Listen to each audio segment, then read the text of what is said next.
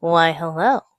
So, you clicked on this video because you're someone who cares about getting a lot done, but for whatever reason, you feel like no matter how much you do, there's always something else you could be doing. In this video, we're going to talk about the three levels of prioritization, why most people get stuck at levels one and two, but level three is where you actually feel that feeling of satisfaction and that you're finally doing enough.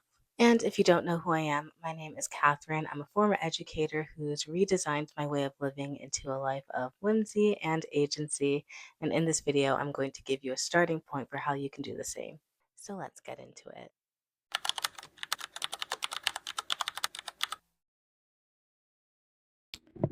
So, level one is task completion: groceries, emails, errands, the daily stuff that has to get done. These tasks reduce cognitive load, yes, but that's their only job. They are not meant to move your life forward, they're just meant to keep it running. So, the problem is most people's to do lists are dominated by level one. And at the end of the day, they just feel so exhausted. Like they've been working all day, doing so many things, and they have been, but nothing has actually shifted because it's just not designed to. Level one tasks can also masquerade as urgency. Figuring out what to eat feels pressing, responding to emails feels super important. But when level one overruns your day, you're essentially running on a treadmill. You're constantly moving, but you're just not getting anywhere.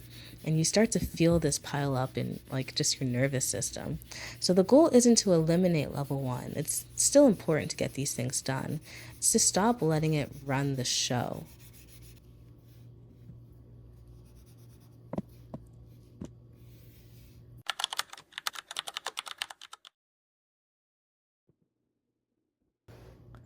Level two is what society teaches us to care about most.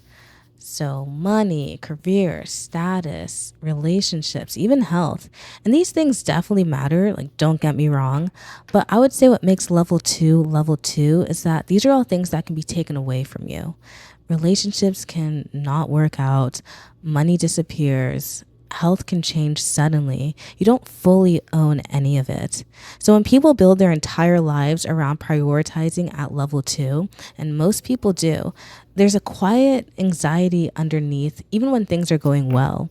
You hit the financial goal and feel good for a while, then life starts to feel normal again. Most people spend their whole lives here and can't quite name what's missing. They've done everything right, checked every box, but something still feels unresolved. That's not ingratitude. That's a signal that there's a level three.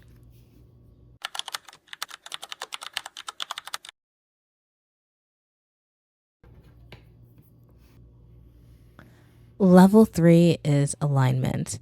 And I know purpose is a word that makes people uncomfortable. It sounds grand and existential, like you have to have your whole life together. It's like some cosmic answer. You really don't.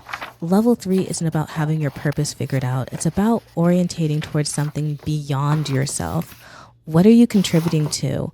What do you want to leave behind that outlasts you, tangible or intangible, that genuinely helps someone else?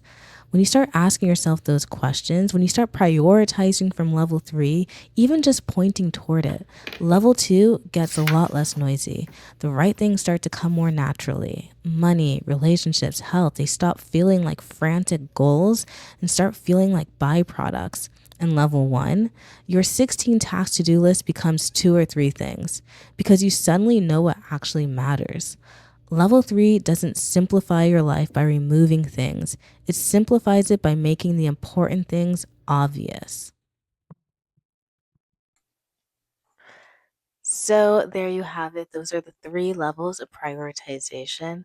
So the goal isn't to just drop levels one and two. I hope that was clear. You still want to prioritize on all three levels, but you mainly want to sink your anchor into level three. And then the idea is that levels two and one will just become more simple. And If you are wondering how to prioritize at level 1 more effectively, I made this video where I walk you through how to make a to do list that actually works.